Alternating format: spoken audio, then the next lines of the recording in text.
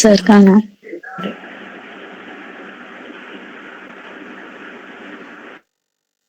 ഇപ്പൊ നമ്മൾ എടുക്കാൻ പോകുന്ന ആദ്യത്തെ 2 ചാപ്റ്റർ നമുക്ക് എക്സാം പോയിന്റ് ഓഫ് വ്യൂവിൽ ആവശ്യമില്ല. അതുകൊണ്ടാണ് ഞാനത് ഒഴിവാക്കിയത്. ആദ്യത്തെ 2 ചാപ്റ്റർ നമുക്ക് എക്സാം പോയിന്റ് ഓഫ് വ്യൂവിൽ ആവശ്യമില്ലാണ്ടാണ് നമ്മൾ ഒഴിവാക്കിയത്. അത് എന്താണ്, സിന്ധു നദി തട സംസ്കാരങ്ങളൊക്കെ പറഞ്ഞിട്ടാണ്. അത് നമുക്ക് സമയം കിട്ടുവാണെങ്കിൽ എടുക്കാവുന്നതാണ്.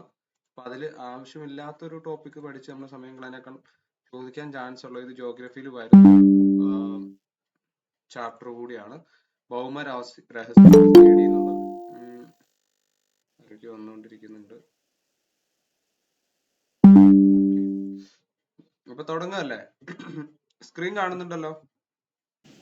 കാണാം സാർ. കാണാം സാർ. അപ്പൊ ഇന്ന് നമ്മൾ ഭൗമരഹസ്യങ്ങൾ തേടി എന്നുള്ള ഇപ്പൊ ജോഗ്രഫിയിൽ മെയിൻ ആയിട്ട് ഭൂമി, ഭൂമിയുടെ ഉള്ളറ, അതുപോലെ ശിലകൾ, അതിനെക്കുറിച്ചൊരു ബ്രീഫ് ആയിട്ടുള്ള ഒരു കാര്യമാണ് ഈ ഒരു ചാപ്റ്ററിലൂടെ നമ്മൾ പഠിക്കാൻ പോണേ. അപ്പൊ എന്തൊക്കെയായാലും റിപ്പീറ്റഡ് ആയിട്ടുള്ള ഒരു ക്വസ്റ്റ്യൻ ജോഗ്രഫിയുടെ പാർട്ടിൽ നിന്ന് ചോദിക്കാറുള്ളതാണ്.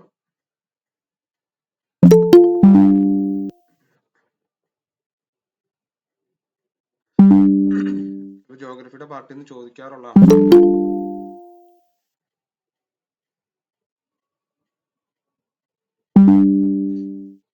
എല്ലാവരും ഒരു സമയം വെക്കുമ്പോൾ നമ്മൾ ആ സമയത്ത് വരിക കേട്ടല്ലോ. അല്ലെങ്കിൽ അത് ക്ലാസ് എടുക്കണതിന്റെ ഇടയ്ക്ക് നമ്മളത് അഡ്മിറ്റ് ചെയ്ത് കഴിഞ്ഞാൽ പിന്നെ പ്രശ്നമാണ്.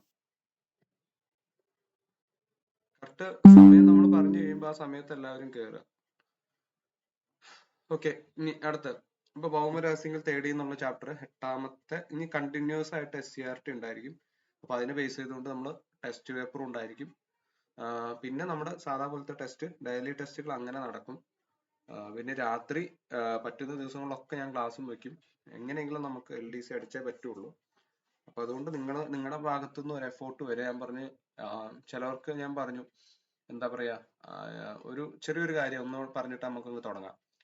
അപ്പൊ ഒരു 6 മാസം നിങ്ങളൊരു 6 മാസം എങ്ങനെയെങ്കിലും ഈ പഠിത്തത്തിലൊന്ന് ഫോക്കസ് ചെയ്യുക. എന്തൊക്കെ പ്രശ്നം ഉണ്ടെങ്കിലും അതെ,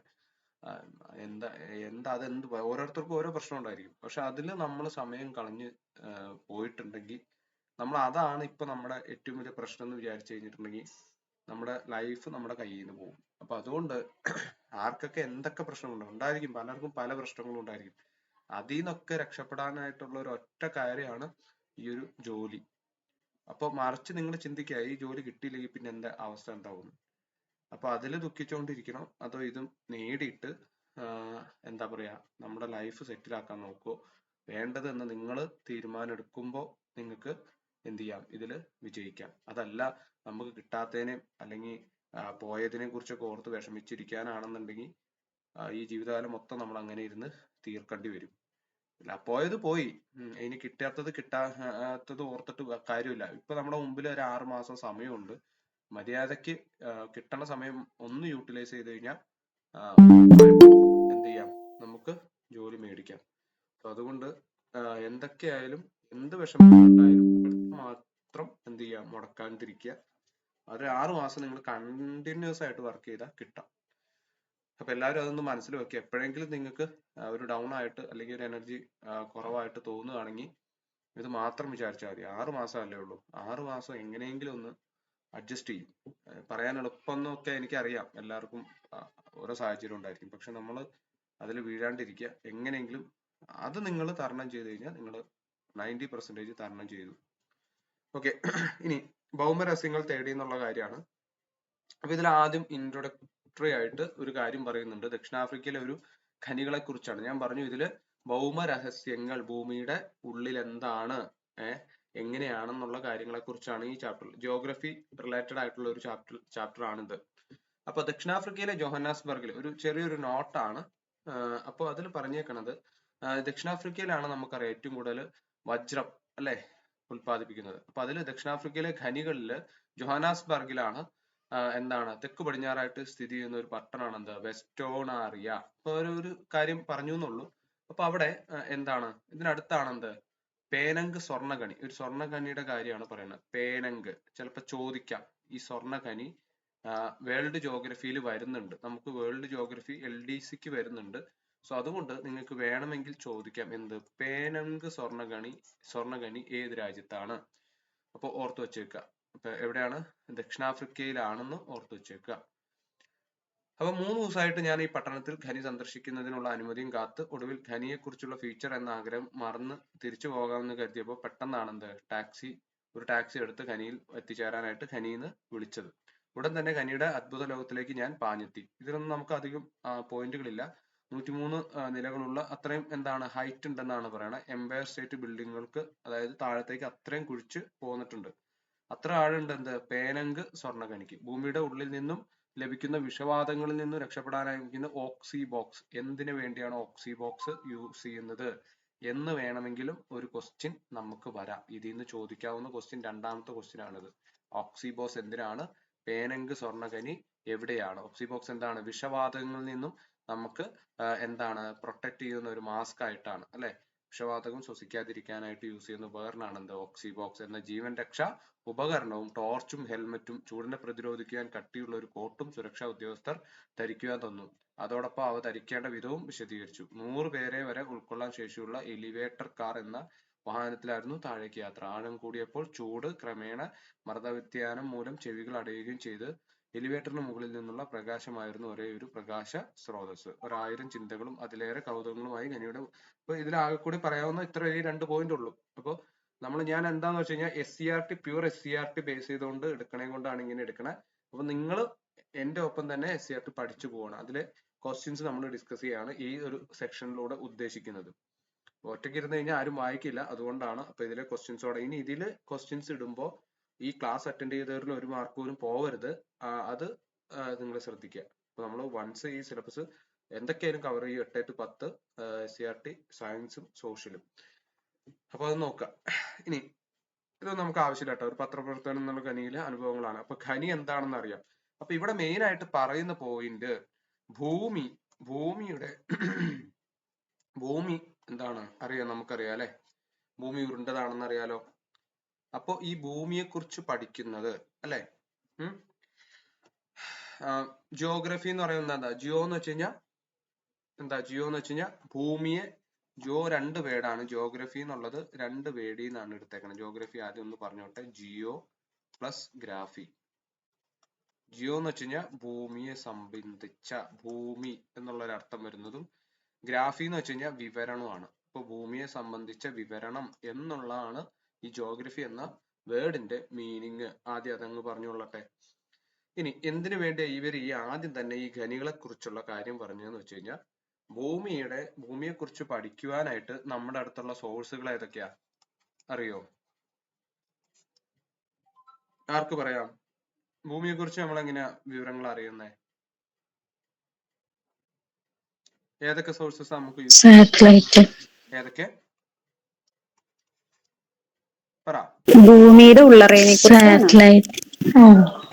അത് ഉള്ളറയെ കുറിച്ചാണെങ്കിൽ ഈ ഖനികളിൽ നിന്ന്, പിന്നെ ഒന്ന് മറ്റേ ഈ ഭൂകമ്പം ഉണ്ടാവുന്ന ആ ബേസിന്ന്, പിന്നെ ഒരെണ്ണം കൂടി ഉണ്ടായിരുന്നു, അത് മറന്നു.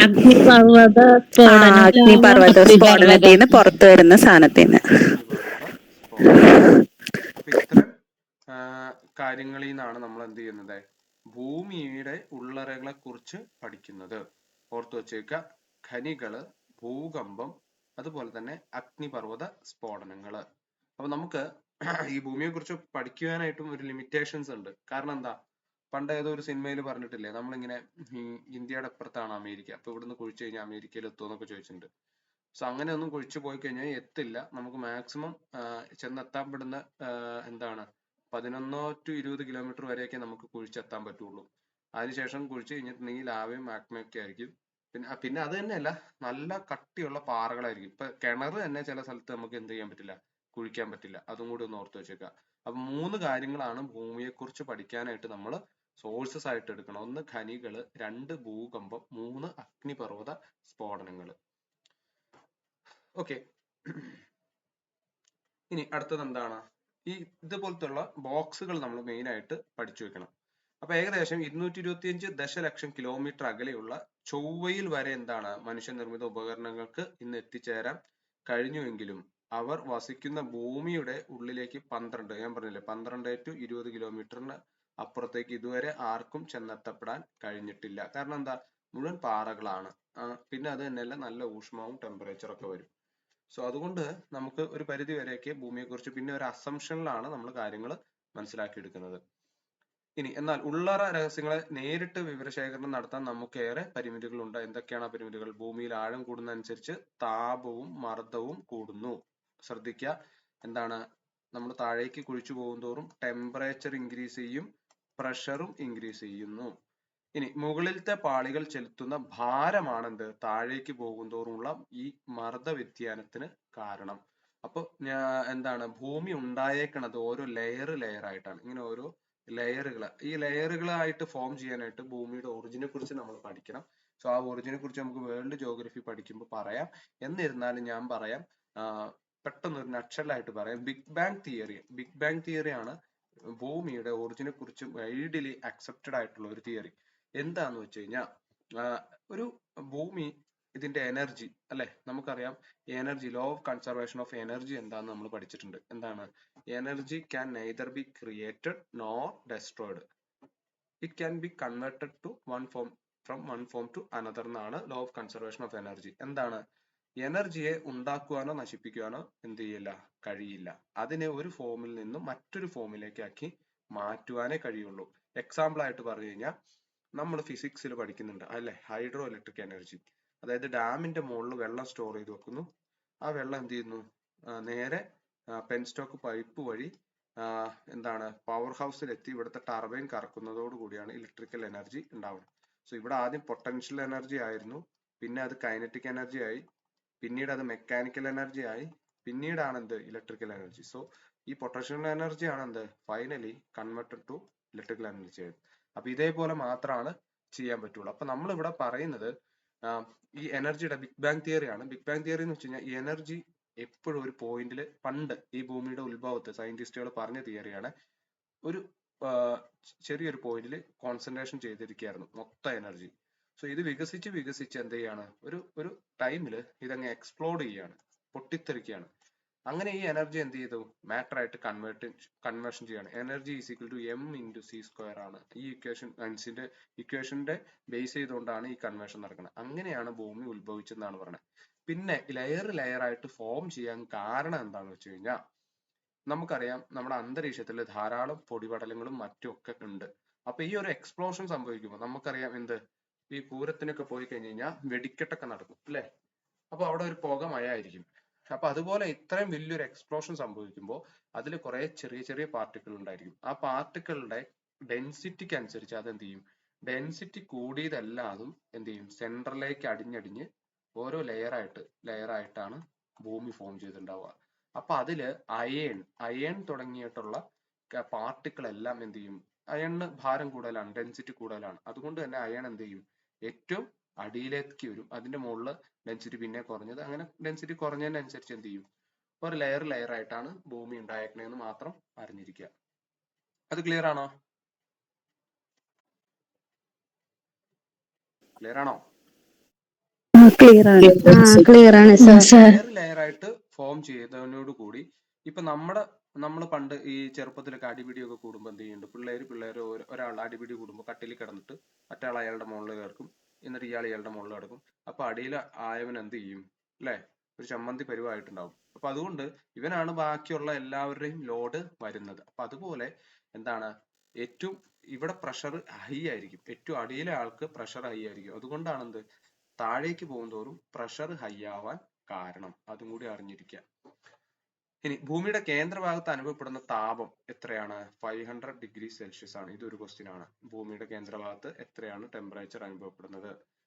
ഇനി 1538 ഡിഗ്രി സെൽഷ്യസിൽ ഇരുമ്പ് പോലും ഉരുകി തുടങ്ങും. കണ്ടോ, നമ്മള് കൊല്ലന്റെ ഒന്നുകൂടി പറയാമോ?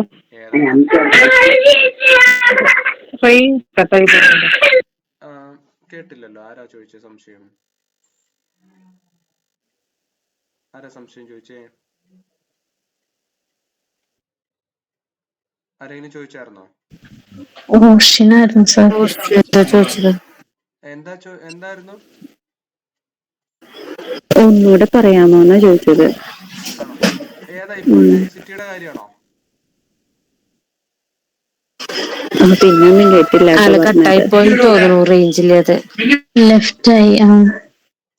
പറഞ്ഞേ.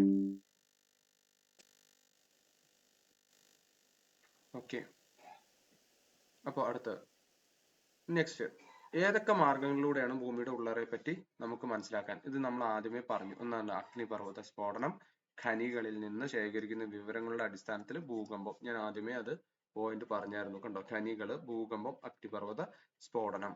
അപ്പൊ താഴെ തന്നിരിക്കുന്നവയിൽ ഭൂമിയുടെ ഉള്ളറയെ പറ്റി മനസ്സിലാക്കാൻ കഴിയാത്ത സ്രോതസ് ഏതെന്നൊക്കെ ചോദിച്ച് ചിലപ്പോൾ നമുക്ക് നമ്മളെ കൺഫ്യൂഷൻ ആക്കാനായിട്ട് മറ്റു പല കാര്യങ്ങളും ചിലപ്പോൾ തന്നു വരും. അപ്പൊ നിങ്ങൾ ഓർത്തിരിക്കുക, ഇത് 3 കാര്യങ്ങളാണ് നമ്മൾ പ്രധാനമായിട്ടും ഡിപ്പെൻഡ് ചെയ്യുന്നത്. ഒന്ന് അഗ്നിപർവ്വത സ്ഫോടനം, 2 ഖനികളിൽ ശേഖരിക്കുന്ന വിവരങ്ങളുടെ അടിസ്ഥാനത്തിൽ, 3 ഭൂകമ്പ സമയത്തുണ്ടാകുന്ന തരംഗങ്ങളുടെ ചലനം വിശദീകരിച്ച്. തരംഗങ്ങളുടെ ചലനം എന്ന് വെച്ച് കഴിഞ്ഞാൽ മെയിൻ ആയിട്ട് ഭൂകമ്പ തരംഗങ്ങൾ 3 ടൈപ്പ് ആണുള്ളത്. ഒന്ന് പ്രൈമറി, പിന്നെ സെക്കൻഡറി ഉണ്ട്. ആ സെക്കൻഡറി തന്നെ 2-3 ടൈപ്പുകൾ ഉണ്ട്. അത് നമുക്ക് സീസ്മിക് വേവ്സ് എടുക്കുമ്പോൾ പറയാം. കുറച്ച് കാര്യങ്ങൾ അതിൽ പറയാനുണ്ട്, അതുകൊണ്ടാണ്. അപ്പോൾ മൂന്ന് കാര്യങ്ങളെ കുറിച്ചാണ് എന്ത് ചെയ്യുന്നത്, ഈ ഭൂമിയെ കുറിച്ച് നമ്മൾ മനസ്സിലാക്കുന്നത്. ഇനി എങ്ങനെയാണ് ഭൂമിയുടെ സ്ട്രക്ചർ എന്നാണ് ഈ കാണിച്ചേക്കുന്നത്. അപ്പൊ മെയിൻ ആയിട്ട് എത്ര പാളികളായിട്ടാണ് തിരിച്ചേക്കണേ? ഒന്ന് ഭൂവൽക്കം അല്ലെങ്കിൽ പുറം പാളി എന്ന് പറയും. ഭൂവൽക്കം അല്ലെങ്കിൽ ക്രസ്റ്റ് എന്ന് പറയും. ഇതാണ് ഒന്നാമത്തെ പാളി. ഭൂവൽക്കം അല്ലെങ്കിൽ ക്രസ്റ്റ് ഒന്നാമത്തെ പാളി. ഇനി രണ്ടാമത്തെ പാളിയാണെന്ത്? മാൻഡിൽ. മാൻഡിൽ എന്ന് പറയുന്നതാണ് രണ്ടാമത്തെ പാളി. ഭൂമിയുടെ രണ്ടാമത്തെ പാളിയാണ് മാൻഡിൽ. മൂന്നാമത്തെ പാളിയാണെന്ത്? പുറക്കാമ്പ് അല്ലെങ്കിൽ കാമ്പ് അല്ലെങ്കിൽ കോർ എന്ന് പറയും. കോർ എന്ന് പറയുന്നത്, ഔട്ടർ കോർ എന്ന് പറയുന്നതാണെന്ത്? പുറക്കാമ്പ്. ഇനി നാലാമത്തെ പാളിയാണെന്ത്? അകക്കാമ്പ് അല്ലെങ്കിൽ ഇന്നർ കോർ. ഈ പിക്ചറിൽ നിന്ന് നമുക്ക് മനസ്സിലാക്കാം എന്ത്? മാൻഡിലാണ് ഏറ്റവും കൂടുതൽ തിക്നെസ് വരുന്നത്. അപ്പൊ ഇതിൽ ഏറ്റവും തിക്നെസ് അല്ലെങ്കിൽ ഏറ്റവും വോളിയുള്ള പാളി ഏതാന്ന് വെച്ച് കഴിഞ്ഞാൽ മാൻഡിലാണ്. മാൻഡിലാണ് കേട്ടോ. അപ്പൊ 4 പാളികളാണുള്ളത്. ഒന്ന് ഭൂവൽക്കം, 2 എന്താണ്? മാൻഡിൽ എഴുതിയിട്ടുണ്ട്, ഞാൻ ഒന്നുകൂടെ പറയുന്നില്ല. പിന്നെ 3 ഔട്ടർ കോർ, പിന്നെ ഇന്നർ കോർ. നമ്മളെല്ലാം വസിക്കുന്നത് കണ്ടോ ഇവിടെയാണ്, ഈ ഭൂവൽക്കത്തിലാണ്. ചെടികള്, മറ്റു ഭൗമ പ്രക്രിയകള്, മനുഷ്യന്, അനിമൽസ്, കാറ്റ്, ഇതെല്ലാം അനുഭവപ്പെടുന്നതൊക്കെ, മഴ, ഇതൊക്കെ എവിടെ അനുഭവപ്പെടുന്നത്? ഈ ഭൂവൽക്കത്തിലാണ്. ആ ഓർത്ത് വെച്ചേക്കുക. ഇനി വ്യത്യസ്ത പാളികളൊക്കെ നമ്മൾ പറഞ്ഞു. ഇനി ഇതിനെക്കുറിച്ച് എങ്ങനെയാണ് ഒരു ഡീറ്റെയിൽഡ് എക്സ്പ്ലനേഷൻ ആണ് തന്നേക്കണ ഭൂവൽക്കത്തിന്റെ പാളികളെ കുറിച്ച്. എന്താണ് ഭൂവൽക്കം എന്ന് പറയുന്നത്? ഭൂവൽക്കം എന്ന് പറയുന്നത് ക്രസ്റ്റ് ആണ്. ഭൂമിയുടെ താരതമ്യേന നേർത്ത പുറന്തോടാണ്. അതല്ലേ, നേർത്ത പുറന്തോടാണ് എന്ത്? ഭൂവൽക്കം.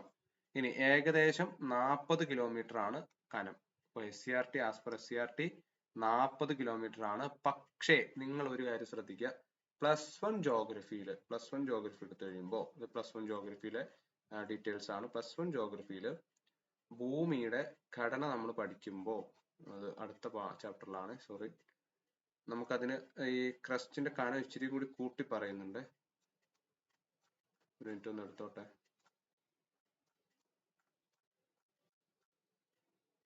ഇതുണ്ടോ ഭൂവൽക്കം? ഇവിടെ നോക്കിയേ, കണ്ടോ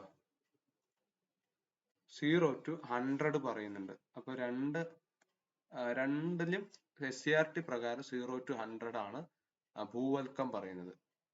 ഭൂവൽക്കത്തിന്റെ കനാണ് പറഞ്ഞാണ്. ക്ലിയർ ആവുണ്ടല്ലോ? ക്ലിയർ ആയോ? അതൊന്ന് നോട്ട് ചെയ്ത് വെച്ചോളാം. +1 SCERT ജോഗ്രഫിയിൽ 100-ഉം 8-ല് 40-ഉം ആണ് പറഞ്ഞേക്കണേ. ഇനി അടുത്തത്, ഇനി എന്താണ് ഇതിന് എക്സാമിന് വന്നു കഴിഞ്ഞിട്ടുണ്ടെങ്കിൽ അങ്ങനെ 2 ഓപ്ഷൻ കൂടെ തരൂല. തന്നു കഴിഞ്ഞിട്ടുണ്ടെങ്കിൽ അത് ക്യാൻസൽ ചെയ്യും. അപ്പൊ നിങ്ങൾക്ക് ഇത് റെഫറൻസ് ആയിട്ട് ഡയറക്റ്റ് നിങ്ങൾക്ക് PSC എന്താണ് കീ പബ്ലിഷ് ചെയ്തതിന് ശേഷം നമുക്ക് ചലഞ്ച് ചെയ്യാം. ആ ചലഞ്ചില് as per SCERT textbook 8ാം ക്ലാസ് ഈ എന്താണ് പേജ് നമ്പറും പറയും. അതിൽ പറഞ്ഞിട്ടുണ്ടെന്ന് നിങ്ങളൊന്ന് എഴുതിയാൽ മതി. ആ ക്വസ്റ്റ്യൻ ഡിലീറ്റ് ആവും കേട്ടോ. ഓക്കെ ആണോ?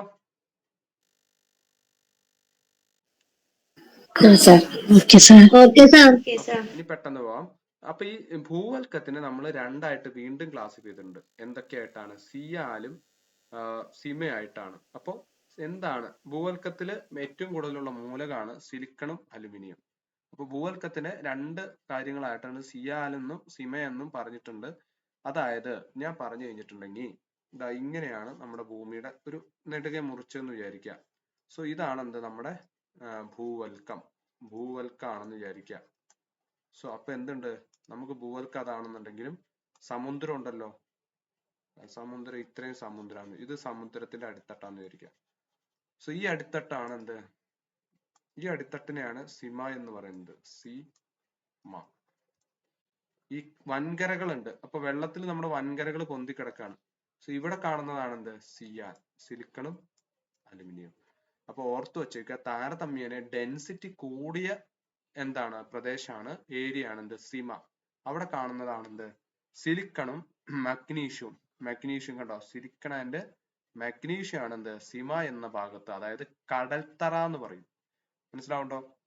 ഈ നമുക്ക് നമ്മുടെ എന്തുണ്ട്, വൻകരകള് വെള്ളത്തിൽ പൊങ്ങിക്കിടക്കുന്ന പോലെയാണ്. നമ്മൾ പുറത്തുനിന്ന് ഭൂമിയെ നിരീക്ഷിക്കുകയാണെങ്കിൽ, അതല്ലെങ്കിൽ സ്പേസിൽ നിന്ന് ഭൂമിയെ നിരീക്ഷിക്കുകയാണെന്നുണ്ടെങ്കിൽ ഭൂമി നീലഗ്രഹമാണ്. കാരണം എന്താ, വെള്ളത്തിന്റെ പ്രസൻസ് ആണ്.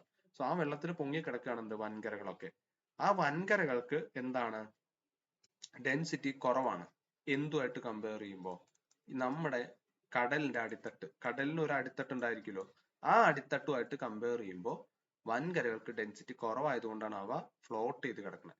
സോ ഈ വൻകര ഭാഗത്ത് കാണപ്പെടുന്ന ഏരിയ ആണ് എന്ത്, സിയാൽ, സിലിക്കൺ ആൻഡ് അലുമിനിയം. കൂടുതൽ ധാരാളം ഉള്ള ഒരു ഭാഗമാണ് സിയാൽ.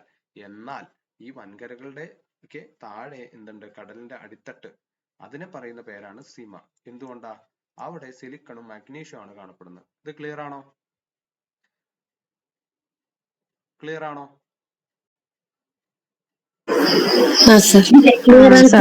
അപ്പൊ രണ്ടും എന്തിന്റെ ഭാഗമാണ്, ഭൂവൽക്കത്തിന്റെ ഭാഗമാണെന്ന് ഓർത്ത് വെച്ചേക്കാം. ഇനി അടുത്തതാണ് എന്ത്, നമുക്ക് മാൻഡിൽ വന്നു. ക്രസ്റ്റ് കഴിഞ്ഞ് കഴിയുമ്പോൾ അടുത്ത ലെയർ ആണ് മാൻഡിൽ. മാൻഡിലിനെ ഭൂവൽക്കത്തിന് താഴെയായിട്ടാണ് സ്ഥിതി ചെയ്യുന്നത്. സ്വാഭാവികമായിട്ടും ഭൂവൽക്കത്തിന്റെ താഴേക്കാണ് നമ്മൾ പോണത്. അപ്പൊ ഭൂവൽക്കത്തിന്റെ താഴെയായിട്ടാണ് മാൻഡിൽ സ്ഥിതി ചെയ്യുന്നത്. ഇനി അടുത്തത് എന്താണ്, ഏകദേശം 2900 കിലോമീറ്റർ വരെയാണ് ഇതിന്റെ ഒരു ഡെപ്ത് അല്ലെങ്കിൽ ആഴം എന്ന് പറയുന്നത്. 2900 കിലോമീറ്റർ ആണ്. അപ്പൊ ഓർത്ത് വെച്ചേക്കുക, ഇത് രണ്ടിലും സെയിം ആണ്. ഇതിലും 2900 ആണ് പറഞ്ഞിട്ടുള്ളത്. അപ്പൊ മാൻഡിലിന്റെ ഡെപ്ത് എത്രയാന്ന് വെച്ച് കഴിഞ്ഞാൽ 2900 കിലോമീറ്റർ ആണെന്ന് ഓർത്ത് വെച്ചേക്കുക. രണ്ട് ഭാഗങ്ങളുണ്ട്. ഇതിനെ വീണ്ടും നമ്മൾ ക്ലാസിഫൈ ചെയ്തിട്ടുണ്ട്. ഇത് രണ്ടും വീണ്ടും നമ്മൾ എന്ത് ചെയ്തിട്ടുണ്ട്, ക്ലാസിഫൈ ചെയ്തിട്ടുണ്ട്. ഒന്ന് ഉപരി മാൻഡിൽ എന്നും രണ്ട് എന്താണ്, അധോ മാൻഡിൽ എന്നും പറഞ്ഞിട്ടാണ് ഇതിനെ ക്ലാസിഫൈ ചെയ്തേക്കണേ. അപ്പൊ മാൻഡിലിനെ വീണ്ടും നമ്മൾ ക്ലാസിഫൈ ചെയ്തിട്ടുണ്ട്.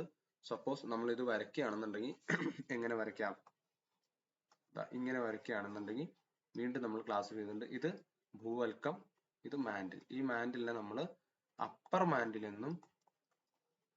മാൻഡിൽ എന്നും ലോവർ മാൻഡിൽ എന്നും വീണ്ടും ക്ലാസിഫൈ ചെയ്തിട്ടുണ്ട്. ഇത് ക്രസ്റ്റ്, ഭൂവൽക്കം. ഇത് വീണ്ടും എന്താണ്, ഔട്ടർ കോർ എന്നും പിന്നെ ഇന്നർ കോർ എന്നും, ഇങ്ങനെയാണ് ക്ലാസിഫിക്കേഷൻ വരുന്നത്. സോ ഇതിന്റെ ഒരു ലെങ്ത് ആണ് എന്ത്, 2900 കിലോമീറ്റർ. ക്രസ്റ്റ് ആണ് ഏകദേശം എന്താണ് 0 to 100 കിലോമീറ്റർ. അത് ഇതിൽ പറഞ്ഞേക്കുന്ന 40 കിലോമീറ്റർ ആണ്. ഇതുവരെ പറഞ്ഞത് ക്ലിയർ ആണല്ലോ?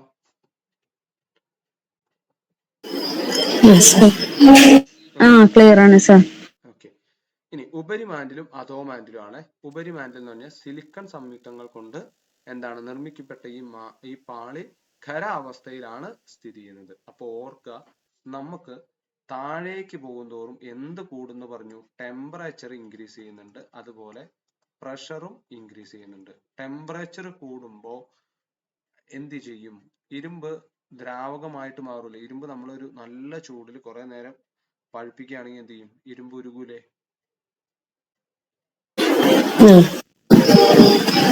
താഴേക്ക് വരുംതോറും എന്ത് അവസ്ഥയിലായിരിക്കും, ലിക്വിഡ് സ്റ്റേറ്റ് ആണോ സോളിഡ് സ്റ്റേറ്റ് ആണോ? ലിക്വിഡാണ്. ലിക്വിഡാണ്. അപ്പൊ അതുകൊണ്ട് നോക്കുക.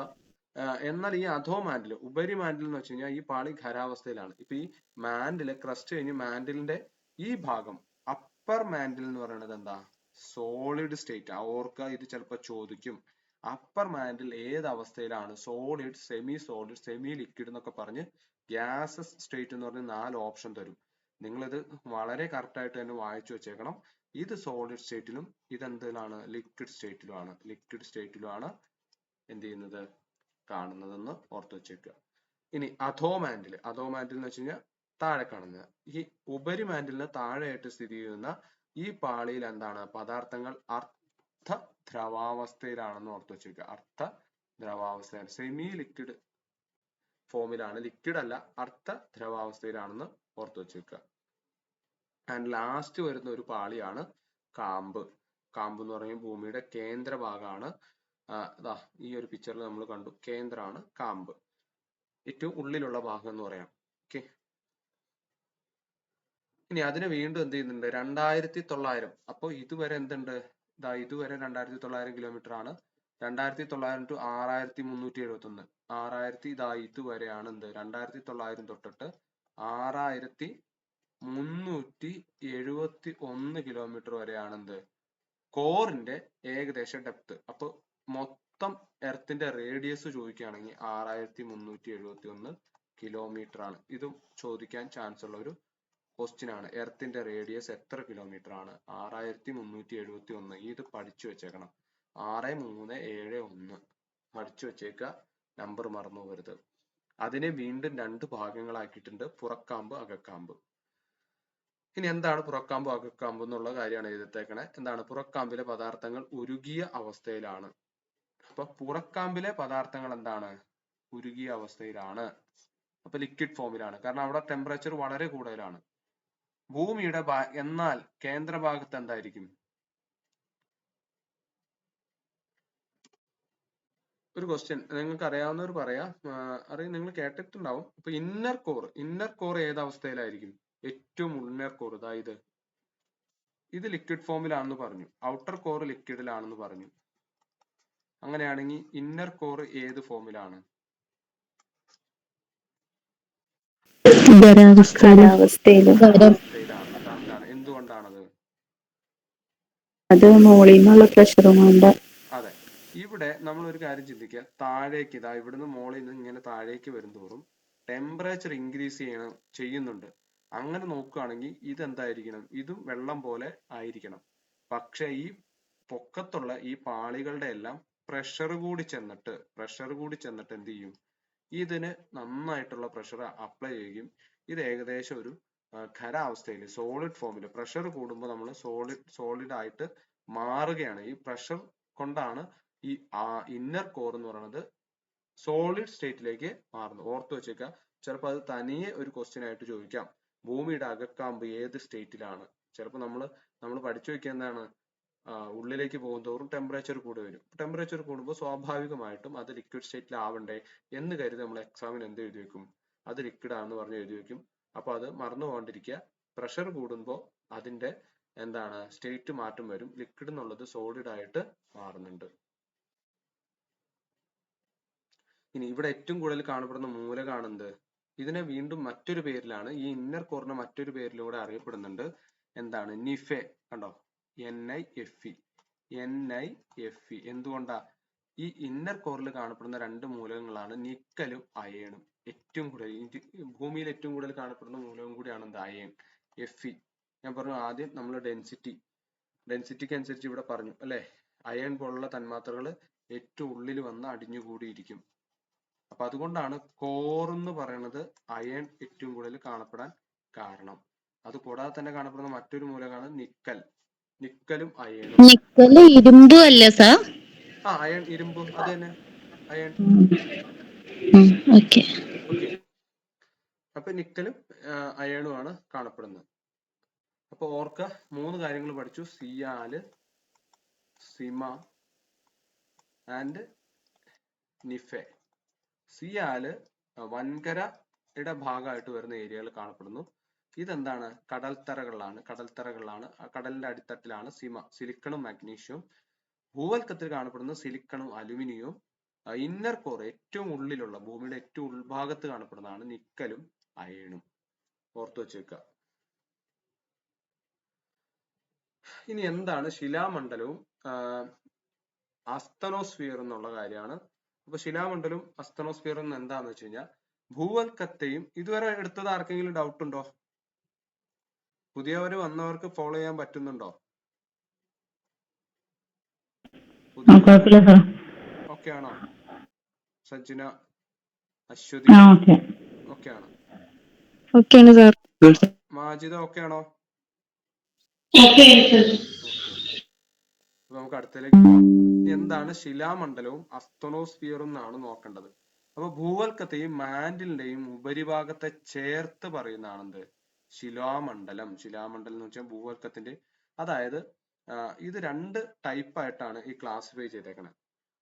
ഈ ലിത്തോസ്ഫിയർ എന്ന് പറഞ്ഞു കഴിഞ്ഞാൽ ബേസിക്കലി ഈ ക്ലാസിഫിക്കേഷൻ ഫിസിക്കൽ ക്ലാസിഫിക്കേഷൻ എന്ന് പറയും. ഫിസിക്കലി ഉള്ള ക്ലാസിഫിക്കേഷൻ ആണ് ഈ ശിലാമണ്ഡലം അസ്തനോസ്ഫിയർ എന്ന് വെച്ചാൽ.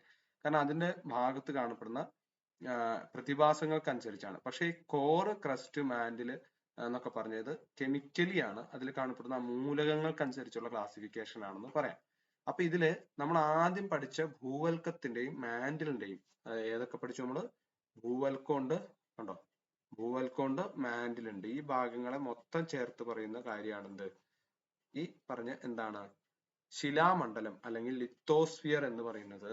അപ്പൊ ആ രണ്ട് ഭാഗങ്ങളെ ചേർത്താണ് എന്ത്? ലിത്തോസ്ഫിയർ എന്ന് വിളിക്കുന്നതെന്ന് ഓർത്തു വെച്ചേക്കുക. ഇനി ശിലാമണ്ഡലത്തിന് താഴെയായിട്ട് ശിലാപദാർത്ഥങ്ങൾ ഉരുകി എന്താണ്? ഒരു സെമി ലിക്വിഡ് അർദ്ധ ദ്രാവാവസ്ഥയിൽ കാണപ്പെടുന്ന ഭാഗമാണ് എന്ത്? അസ്തനോസ്ഫിയർ. അസ്തനോസ്ഫിയർ എന്ന് വെച്ച് കഴിഞ്ഞാൽ വീക്ക്. അസ്തനോ എന്ന് പറഞ്ഞു കഴിഞ്ഞാൽ വീക്ക് എന്നുള്ള അർത്ഥമാണ്. അതായത് ക്ഷയിച്ച എന്നുള്ള ഒരു അർത്ഥം വരുന്നതാണ് അസ്തനോസ്ഫിയർ. ഈ എന്താണ്? അഗ്നിപർവ്വതങ്ങളിലൂടെ പുറത്തെത്തുന്ന ലാവ അല്ലെങ്കിൽ ശിലാദ്രവത്തിന്റെ സ്രോതസ്സാണ് എന്ത്? അസ്തനോസ്ഫിയർ. അപ്പൊ ഓർക്കുക, ക്രസ്റ്റ് ഉണ്ട്, മാന്റിൽ ഉണ്ട്. ഈ ക്രസ്റ്റിനെയും മാന്റിലിനെയും ഒന്നിച്ച് ചേർത്ത് പറയുന്ന പേരാണ് ലിത്തോസ്ഫിയർ. ലിത്തോസ്ഫിയർ എന്ന്. ഇതിന്റെ തൊട്ട് താഴെ കാണുന്ന ഭാഗമാണ് എന്ത്? അസ്തനോസ്ഫിയർ. അസ്തനോസ്ഫിയർ. സോ ഇവിടുന്നാണ് എന്ത്? ഇവിടെയാണ് ഉരുകിയ മാഗ്മ കിടക്കുന്നത്. നമ്മുടെ വോൾക്കാനോ ഇറപ്ഷൻ സംഭവിക്കുമ്പോൾ ഇത് ഇങ്ങനെ ഉള്ളിൽ നിന്ന് ഈ ഒരു പ്രദേശത്ത് നിന്ന്, ഇതാണ് ഭൂമിയുടെ എന്ത് ചെയ്യുന്നുണ്ട് ഉപരിതലം എന്ന് വെച്ച് കഴിഞ്ഞാൽ ഇവിടെ നിന്നാണ് ഇങ്ങനെയാണ് എന്ത് ചെയ്യുക? മാഗ്മ പൊട്ടി പുറത്തേക്ക് വരിക. അപ്പൊ ലാവയുടെ സ്രോതസ് എവിടെ നിന്നാന്ന് വെച്ച് കഴിഞ്ഞാൽ അസ്തനോസ്ഫിയർ ആണെന്ന് ഓർത്തു വെച്ചേക്കുക. അത് എവിടെ കാണുന്നു? ലിത്തോസ്ഫിയറിന്റെ തൊട്ട് താഴെ. ഇത് ക്ലിയർ ആണോ? ക്ലിയർ ആണ് സാർ. ഓക്കെ. ഇനി ശിലകൾ. ഇന്നലെ ഐശ്വര്യ അല്ലേ ശിലകൾ ചോദിച്ചേ? ഇനി പേടിക്കണ്ട. ഓക്കെ. അപ്പൊ ശിലകള്. അപ്പൊ നമ്മള് ഇത് ഭൂമിയുടെ കുറച്ചുകൂടെ പോയിന്റുകളൊക്കെ വരുന്നുണ്ട് ഈ കാര്യത്തിൽ തന്നെ. നമ്മൾ ഈ ക്ലാസിഫിക്കേഷൻ പറഞ്ഞപ്പോൾ ഞാനത് പറയുന്നില്ല. SCERT നമ്മൾ SCERT തീർക്കുക എന്നുള്ള ഒരു ലക്ഷ്യം മാത്രമേ ഉള്ളൂ. സോ ഇതിൽ കുറച്ചുകൂടെ എന്താണ് കണ്ടിന്യൂഷൻ ഇത് തമ്മിലുള്ള, അതായത് ഈ പറയുകയാണെന്നുണ്ടെങ്കിൽ ക്രസ്റ്റും മാന്റിലും തമ്മിലുള്ള വിച്ഛിന്നതയൊക്കെ ഉണ്ട്. മൊഹറോവിക് വിച്ഛിന്നതയും ഗുട്ടൻബർഗ് വിച്ഛിന്നതയുണ്ട്. അതൊക്കെ നമ്മൾ എർത്തിന്റെ സ്ട്രക്ചർ ഇനി നമ്മൾ ലൈവ് ക്ലാസ് പഠിക്കും, അന്നേരം എടുക്കും. അതാണ് ഞാൻ പറഞ്ഞ ഒരു ടോപ്പിക് തന്നെ നിങ്ങൾക്ക് ഒരു 3 തവണ കിട്ടിയിരിക്കും എന്ന് പറയണം. അപ്പൊ ഇത് SCERT കവർ ചെയ്ത് പോവാ. ഇതിൽ ചില പോയിന്റുകൾ മാത്രമേ ഇനി അഡീഷണൽ പറയാനുള്ളൂ. ഇതിന്റെ രണ്ടിന്റെയും ക്ലാസ് സെപ്പറേഷനും കാര്യങ്ങളുമാണ്. അത് നമ്മൾ എർത്ത് സ്ട്രക്ചർ പഠിക്കുമ്പോൾ സെപ്പറേറ്റ് നമ്മൾ ഒന്നുകൂടെ നോക്കി പോവാം. അങ്ങനെ എടുക്കാൻ തോന്നിക്കഴിഞ്ഞാൽ നമ്മൾ ഒറ്റ ക്ലാസ്സിൽ നിർത്തേണ്ടി വരും. അപ്പൊ ഇത് തീരുമില്ല. അതുകൊണ്ടാണ്. അപ്പൊ SCERT എടുക്കുമ്പോൾ SCERTയിലെ പോയിന്റുകൾ മാത്രമേ ഞാൻ അധികവും പറയുള്ളൂ. ഓക്കെ. എന്തെങ്കിലും ക്ലാരിഫിക്കേഷൻ ഒക്കെ വേണ്ട കേസിൽ മാത്രം അഡീഷണൽ പോയിന്റ് ആഡ് ചെയ്യാം. അങ്ങനെ എടുത്താലേ ഇത് തീരുള്ളൂ. അടുത്ത് ശിലകളാണ്. അപ്പൊ ശിലകൾ എങ്ങനെയാ ഫോം ചെയ്യുന്നത്? ശിലകൾ നിർമ്മിക്കപ്പെട്ടിരിക്കുന്നതിനാലാണ് എന്ത്? ശിലാമണ്ഡലത്തിന് ആ പേര് ലഭിച്ചത്. ശിലാമണ്ഡലം എന്ന പേര് ലഭിക്കാൻ കാരണം എന്തുകൊണ്ടാണ്? ശിലകൾ കൊണ്ട് നിർമ്മിക്കപ്പെട്ടതിനാലാണ്. ചുറ്റുപാടും ഒന്ന് നിരീക്ഷിക്കുക. വ്യത്യസ്ത നിറത്തിലും എന്താണ് കാഠിന്യത്തിലുള്ള ശിലകൾ കാണാൻ കഴിയും. ഉണ്ടല്ലോ, നമുക്ക് ചുറ്റുമുണ്ട് അല്ലെ? അപ്പൊ ലാറ്ററൈറ്റ് മണ്ണ്, ലാറ്ററൈറ്റ് കല്ലുണ്ട്, പാറക്കല്ലുണ്ട് അല്ലെ? പലതരത്തിലുള്ള എന്താണ് ഈ പെബിൾസ് എന്നറിയപ്പെടുന്ന കല്ലുകളുണ്ട്. അങ്ങനെ പലതരത്തിലുള്ള ശിലകൾ നമുക്ക് കാണാൻ കഴിയും. ഗ്രാനൈറ്റുകൾ, മാർബിള് അല്ലെ, ഇതൊക്കെ ശിലകൾക്ക് ഉദാഹരണങ്ങളാണ്. അപ്പൊ ഈ ശിലകളിലെ ഈ വൈവിധ്യത്തിന് കാരണം അവയിൽ അടങ്ങിയിട്ടുള്ള ഘടകങ്ങളാണ്, ആണല്ലോ? അതെ. അപ്പൊ ശിലകൾ നിർമ്മിച്ചിരിക്കുന്ന ഈ ഘടകങ്ങളാണെന്ത്? ധാതുക്കൾ അല്ലെങ്കിൽ മിനറൽസ്. അപ്പൊ ഈ ശിലകളിൽ എന്തടങ്ങിയിരിക്കുന്നു എന്നതിനെ അടിസ്ഥാനമാക്കിയാണ് അതിന്റെ എന്താണ് ഘടനയും രൂപവും ഒക്കെ മാറുന്നത്. ഇനി സിലിക്ക, അഭ്രം, ഹേമറ്റൈറ്റ്, ബോക്സൈറ്റ് എന്നിങ്ങനെ 2000-ലധികം ധാതുക്കൾ ഭൂമിയിൽ ഉള്ളതായിട്ട് കണ്ടെത്തിയിട്ടുണ്ട്. അപ്പൊ സിലിക്ക, അഭ്രം അല്ലെങ്കിൽ മൈക്ക, ഹേമറ്റൈറ്റ് ഇതെന്തിന്റെ അയിര? ഹേമറ്റൈറ്റ് ഇരുമ്പിന്റെ ആണെന്ന് ഓർത്ത് വെച്ചേക്കുക. ഇതും ചോദിക്കാവുന്ന ഒരു ക്വസ്റ്റ്യൻ ആണ്. ഹേമറ്റൈറ്റ് എന്തിന്റെയാണ്? ബോക്സൈറ്റോ? അലുമിനിയം. ബോക്സൈറ്റ്. ഇതൊക്കെ PSC ചോദിച്ചിട്ട് റിപ്പീറ്റഡ് ആയിട്ട് ചോദിക്കുന്ന ക്വസ്റ്റ്യൻസ് ആണ്. ഈ അയിരുകളൊന്ന് ഓർത്ത് വെച്ചേക്കുക. കലാമിനോ?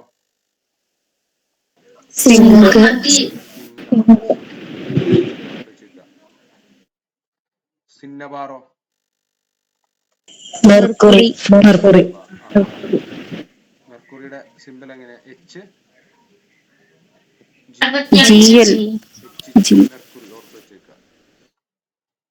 അതൊക്കെ ഒന്ന് ഓർത്ത് വെക്കണേ. മിനറൽസ് ഒക്കെ നിങ്ങളൊക്കെ ഇങ്ങനത്തെ ഈ ടേബിൾ ഒക്കെ ഉണ്ട്. അപ്പൊ റാങ്ക് ഫയൽസ് കിട്ടിയവർ സമയം കിട്ടുമ്പോൾ ഇങ്ങനെയാണ് പഠിക്കേണ്ടത്. നമ്മളല്ലാണ്ട് എല്ലാം ക്ലാസ്സിൽ എടുത്തിട്ട് പഠിക്കുക എന്ന് പറയുമ്പോൾ നമുക്കതൊരു പാട്. നിങ്ങൾ ഫ്രീ ടൈമിൽ കിട്ടുമ്പോൾ ഇങ്ങനത്തെ കുറെ ടേബിൾസ് ഉണ്ട്. അപ്പൊ ഞാൻ GK പോർഷൻസിൽ ഇട്ടെന്ന് ഈ കലാകായികം ഒക്കെ അങ്ങനത്തെയാണ്. ഇനി ആ കലയായിട്ട് ബന്ധപ്പെട്ട കുറച്ച് കാര്യങ്ങൾ അതൊക്കെ നിങ്ങൾ സമയം കിട്ടുമ്പോൾ ജസ്റ്റ് ഇരുന്ന് വായിക്കുക. പിന്നെ തൊഴിൽ വാർത്ത അങ്ങനത്തെ എന്താണ് ഈ ഇത്തരം പ്രസിദ്ധീകരണങ്ങളും വായിക്കുന്നതിലൂടെ നമുക്കൊരു പരന്ന വായന കിട്ടണം. ആ പരന്ന വായന കിട്ടുമ്പോൾ മാത്രമാണ് നമ്മൾ എന്താ പറയാ എന്ത് പറഞ്ഞാലും ഓപ്ഷനിൽ നിന്ന് എലിമിനേറ്റ് ചെയ്യാൻ നമുക്ക് ഓട്ടോമാറ്റിക്കലി പറ്റും. അത് ഇത്തരം വായനയിലൂടെ മാത്രമാണ് നടക്കുകയുള്ളൂ. ഇനി അടുത്ത ശിലകള് പോവാം, അല്ലെങ്കിൽ നമ്മളെ തീരൂല. അപ്പൊ ശിലകള് 3 ടൈപ്പാണ്. ഒന്ന് എന്താണ്? ആഗ്നേയ ശിലകള്, 2 അവസാദ ശിലകള്, 3 കായാന്തരിത ശിലകള്. ആ പേരിൽ നിന്ന് തന്നെ ഉണ്ട് ഇഗ്നിയസ്. ഇഗ്നിയസ് എന്ന് വെച്ച് കഴിഞ്ഞാൽ എന്താണ്? ഇഗ്നീഷ്യൻ എന്നൊക്കെ നമ്മൾ കാറിന്റെ ഇഗ്നീഷ്യൻ എന്നൊക്കെ പറയുമ്പോൾ തുടക്കം എന്നുള്ള അർത്ഥമാണ് ഇഗ്നിയസ് എന്ന് പറയുന്നത്. സെഡിമെന്ററി എന്ന് വെച്ച് കഴിഞ്ഞാൽ അടിഞ്ഞുകൂടി ഉണ്ടാവുക. മെറ്റാമോർഫിക് എന്ന് വെച്ച് കഴിഞ്ഞാൽ എന്താണ്? ഈ രൂപമാറ്റം സംഭവിക്കുക. അത്തരത്തിലുള്ള ശിലകളെയാണ് മെറ്റാമോർഫിക് കായാന്തരിത ശിലകൾ എന്ന് പറയുന്നത്. ഇനി എന്താണ് ആഗ്നേയ ശിലകൾ എന്ന് വെച്ച് കഴിഞ്ഞാൽ ഭൂവൽക്കത്തിലെ വിടവുകളിലൂടെ ഉയരുന്ന ഉരുകിയ ശിലാദ്രവം എന്താണ്? ഭൗമ ഉപരിതലത്തിൽ വച്ചോ അല്ലെങ്കിൽ ഭൂവൽക്കത്തിനുള്ളിൽ വച്ചോ തണുത്തുറഞ്ഞ് രൂപപ്പെടുന്ന ശിലകളാണ് ആഗ്നേയ ശിലകൾ. ഓർക്കുക, ഇത് ഭൂമിയുടെ ഉപരിതലമാണ്. സോ ഇവിടെ എന്തുണ്ട്? ഒരു വോൾക്കാനോ ഡക്റ്റ് ഉണ്ട്. പിന്നെ എന്തുണ്ട്? ഈ വോൾക്കാനോക്ക് ഇവിടെ ഇങ്ങനെ ഒരു ഗ്യാപ്പ് ഉണ്ടെന്ന് വിചാരിക്കാം. ഇവിടെ ഒരു ഗ്യാപ്പ് ഉണ്ട്.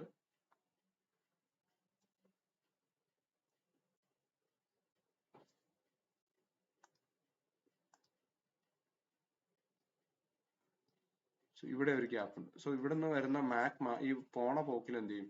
ഒന്നല്ലെങ്കിൽ ഇതിന്റെ പുറത്ത് വന്നിട്ട് ഇവിടെ വീണിട്ട് ഇവിടെ ഇരുന്ന് തണുത്തുറയും. ഈ കൂളിംഗ് പ്രോസസ്സ് ഫാസ്റ്റ് ആണ്. എന്തുകൊണ്ടാ? മഴ വരുന്നുണ്ട്, അതുപോലെ കാറ്റൊക്കെ അടിച്ച് ഇതെന്ത് ചെയ്യും? ഇത് പെട്ടെന്ന് കൂൾ ഡൗൺ ചെയ്യും. എന്നാൽ ഈ പോണ പോക്കിൽ ചിലത് എന്ത് ചെയ്യും? ഇതുവഴി കയറിയിട്ടതായി ഇതിന്റെ ഉള്ളിൽ തന്നെ നിന്ന് സോളിഡിഫൈ ചെയ്യും, അല്ലെങ്കിൽ തണുക്കും. അത്തരത്തിലും എന്ത് ചെയ്യാം? ഇഗ്നിയസ് റോക്സ് ഫോം ചെയ്യാം. അതിനുള്ള എക്സാമ്പിൾസ് ആണ് എന്ത്? Granite, basalt. ഗ്രാനൈറ്റും ബസാൾട്ടും ഇഗ്നിയസ് റോക്സിന്, അതായത് ലാവ ഒന്നല്ലെങ്കിൽ പുറത്തു വന്നോ അല്ലെങ്കിൽ അതിന്റെ ഉള്ളിൽ ഇരുന്ന് തന്നെ തണുത്തുണ്ടാവുന്ന ശിലകളെയാണ് ആഗ്നേയ ശിലകൾ എന്ന് പറയുന്നു. ഇനി എന്താണ്? മറ്റെല്ലാ ശിലകളും ആഗ്നേയ ശിലകൾക്ക് രൂപമാറ്റം സംഭവിച്ച് രൂപം കൊള്ളുന്നതിനാൽ ആഗ്നേയ ശിലകൾ പ്രാഥമിക ശിലകൾ എന്ന് പറയുന്നു, അല്ലെങ്കിൽ ശിലകളുടെ മാതാവ് എന്നൊക്കെ അറിയപ്പെടുന്ന ശിലകളാണെന്ത്? ഇഗ്നിയസ് റോക്സ് അല്ലെങ്കിൽ ആഗ്നേയ ശിലകൾ. ഇനി ഇതിന്റെ കൂടുതൽ എക്സാമ്പിൾസ് +1 ജോഗ്രഫിയിലുണ്ട്. സോ അത് ഏതൊക്കെയാണെന്ന് നമുക്ക് നോക്കാം. അപ്പൊ ഗ്രാനൈറ്റും ബസാൾട്ടും ആണ് നമ്മൾ പറഞ്ഞത്. സോ ഈ പേരുകൾ എപ്പോഴും PSC ചോദിക്കുന്നതാണ്. പ്രത്യേകിച്ച് ഈ എന്താണ് ഇത് നോക്കുക. ഇതിൽ പറഞ്ഞിട്ടുള്ള മറ്റ് ഇഗ്നിയസ് റോക്സിന്റെ എക്സാമ്പിൾ ആണ് ഗ്രാനൈറ്റ്. ഇത് നമ്മൾ പറഞ്ഞു, ബസാൾട്ടും പറഞ്ഞതാണ്. അത് കൂടാതെ വരുന്ന 2-3 ശിലകളാണെന്ത്? ഗാബ്രോ, പെഗ്മറ്റൈറ്റ്, പിന്നെന്താണ്? അഗ്നിപർവ്വജന്യ ബ്രച്ചിയ, അതുപോലെ ബ്രച്ചിയ എന്ന് ഓർത്താൽ മതി, ടഫ്. ഇത്രയും എക്സാമ്പിൾസ് നിങ്ങൾ ഓർത്തു വെക്കണം. ഇതിൽ നിന്ന് ചോദിക്കാനായിട്ട് ചാൻസ് കൂടുതലാണ്. അപ്പൊ ഏതൊക്കെയാണ്? ഗാബ്രോ, പിന്നെന്താണ്? പെഗ്മറ്റൈറ്റ്, അടുത്ത പറയുന്നത് ടഫ് ബ്രച്ചിയ. ഇത് ഓർത്തു വെക്കുക. Gabbro, പെഗ്മറ്റൈറ്റ്, tough, ബ്രച്ചിയ.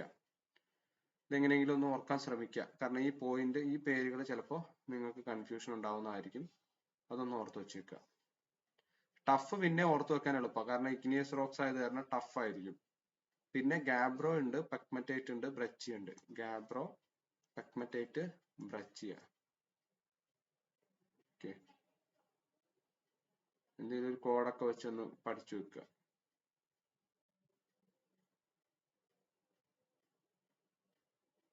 ഓക്കെ, അതൊന്നും നിങ്ങൾ ഓർത്ത് വെച്ചേക്കുക. ഈ എക്സാമ്പിൾ എന്തൊക്കെയായാലും എക്സാം പോയിന്റ് ഓഫ് വ്യൂവിൽ ആവശ്യമുള്ള രണ്ടും SCERT എടുത്താണ്.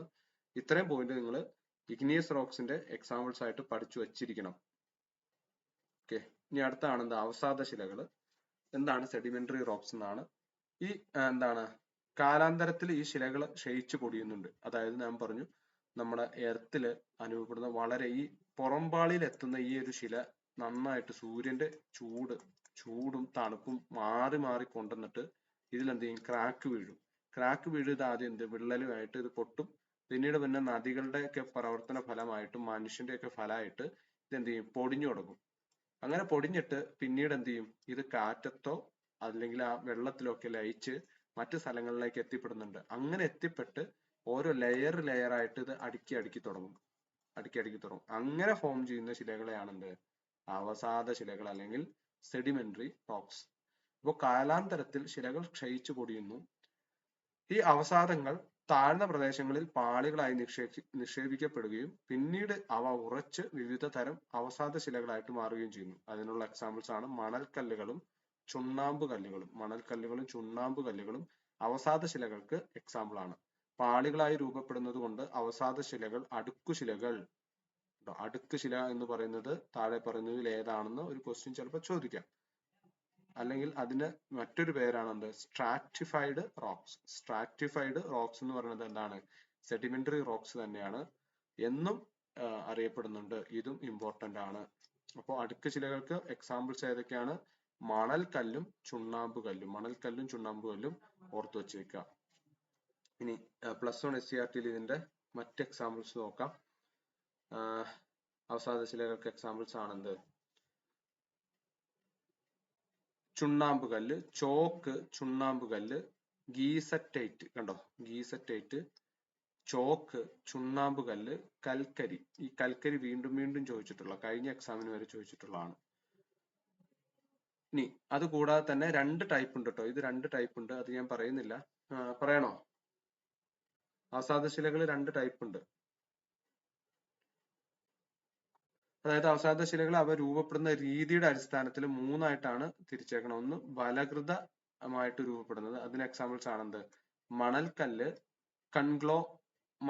കൺഗ്ലോമറേറ്റ്, പിന്നെ അതുപോലെ ഒന്നാണ് എന്ത്, ചുണ്ണാമ്പ് കല്ല്. ഇതൊക്കെ ഓരോന്നിന്റെ പേരുകളാണ്, നിങ്ങൾ പേര് കേട്ട് പേടിക്കണ്ട.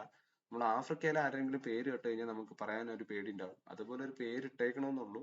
അപ്പൊ ഇതൊന്ന് ഓർത്ത് വെച്ചേക്കുക. മണൽക്കല്ല്, കൺഗ്ലോമറേറ്റ്, ചുണ്ണാമ്പ് കല്ല്, ഷെയിൽ, ലസ് തുടങ്ങിയവയാണ് എന്ത്, ബലകൃതമായിട്ട് രൂപപ്പെടുന്ന അവസാദ ശിലകൾക്ക് എക്സാമ്പിൾ. അതുപോലെ തന്നെ ജൈവികമായിട്ട് രൂപപ്പെടുന്നതുണ്ട്. അത്തരത്തിലുള്ള ശിലകൾക്ക് ഉദാഹരണമാണ് എന്ത്, ഗീസറൈറ്റ്, ചോക്ക്, ചുണ്ണാമ്പ് കല്ല്, കൽക്കരി.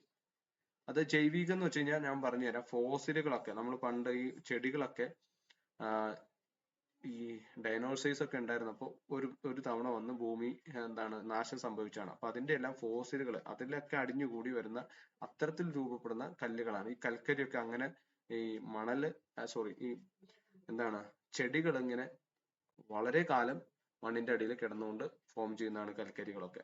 അങ്ങനെ രൂപപ്പെടുന്നതിനാണ് ജൈവികമായിട്ട് രൂപം ചെയ്യുന്നത്. ഇനി രാസീയമായിട്ടും രൂപപ്പെടുന്നതാണ് എന്ത്, ചെർട്ട്, ചുണ്ണാമ്പ് കല്ല്, അതുപോലെ തന്നെ ഹാലൈറ്റ്, പൊട്ടാഷ് തുടങ്ങിയവ. അപ്പൊ ഇതാണ് ഏറ്റവും കൂടുതലുള്ളത്. 3 ടൈപ്പ് ആയിട്ട് ക്ലാസിഫൈ ചെയ്തിട്ടുണ്ട് അവസാദ ശിലകളെ. എന്തൊക്കെയാണ്? ഒന്ന് ബലകൃതമായിട്ട് രൂപപ്പെടുന്നത്. ബലകൃതം എന്ന് വെച്ച് കഴിഞ്ഞിട്ടുണ്ടെങ്കിൽ എന്താണ്, നമുക്കറിയാം ഹൈ പ്രഷറിന്റെയും ഇതിന്റെ അതായത് ഓരോ പാളികളായിട്ട് അവസാദ ശിലകൾ രൂപപ്പെടാൻ തന്നെ കാരണം എന്താ, ഓരോ ലെയറുകളായിട്ട് രൂപം കൊള്ളാണ്. അത്തരത്തില് എന്താണ് ബലം വരുന്നതിനെ തുടർന്ന് രൂപപ്പെടുന്ന ശിലകളെയാണ് ബലകൃതമായിട്ട് രൂപപ്പെടുന്ന. അതിനുള്ളതാണ് എക്സാമ്പിൾസ് ആണ് മണൽക്കല്ല്. ഇതൊക്കെയാണ് പിന്നീട് മാർബിളൊക്കെ ആയിട്ട് കായാന്തരിത ശിലയായിട്ട് മാറുന്നത്. മണൽക്കല്ല്, കൺഗ്ലോമറേറ്റ്, ചുണ്ണാമ്പ് കല്ല്, ഷെയില്, പിന്നെന്താണ് ലെസ്, ഇവ ബലകൃതമായിട്ട് രൂപപ്പെടുന്നതിന് എക്സാമ്പിൾ ആണ്. ഇനി ജൈവികമായിട്ട് ബയോളജിക്കലി രൂപപ്പെടുന്നതാണ് എന്ത്, ഗീസറൈറ്റ്, ചോക്ക്, ചുണ്ണാമ്പ് കല്ല്, കൽക്കരി. ഗീസറൈറ്റ്, ചോക്ക്, ചുണ്ണാമ്പ് കല്ല്, കൽക്കരി തുടങ്ങിയവ എന്താണ് ജൈവികമായിട്ട് രൂപപ്പെടുന്നവയും രാസീയപരമായിട്ട് കെമിക്കലി ഫോം ചെയ്യുന്നതാണ് എന്ത്, ചെർട്ട്, അതുപോലെ തന്നെ ചുണ്ണാമ്പ് കല്ല്, പിന്നെ ഹാലൈറ്റ്. ഓർത്തു വെച്ചേക്കുക, ചുണ്ണാമ്പ് കല്ല് ഇവിടെ രണ്ടിലും എക്സാമ്പിൾ ആയിട്ട് പറഞ്ഞിട്ടുണ്ട്. ഒന്ന് രാസീയപരമായിട്ട് രൂപപ്പെടുന്നതും ബലകൃതമായിട്ട് രൂപപ്പെടുന്നു. അത് ആ രൂപം ചെയ്യുന്ന പ്രക്രിയയുടെ അടിസ്ഥാനത്തിൽ ജസ്റ്റ് ക്ലാസിഫൈ ചെയ്തിട്ടുണ്ടെന്നുള്ളൂ. നിങ്ങൾ മെയിൻ ആയിട്ട് പഠിക്കേണ്ടത് ഈ പേരുകളാണ്. ഈ പേരുകൾ എങ്ങനെയെങ്കിലും ഓർത്തിണക്കാൻ ശ്രമിക്കുക. ഏതെങ്കിലും രണ്ടെണ്ണം പഠിച്ചു കഴിഞ്ഞാൽ മറ്റൊന്ന് പഠിച്ചില്ലെങ്കിലും നമുക്ക് ഒഴിവാക്കാവുന്നതുള്ളതാണ്. ഇത് ക്ലിയർ ആണോ?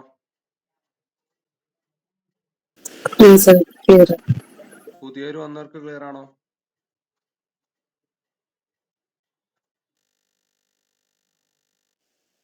ഓക്കെ ആണോ?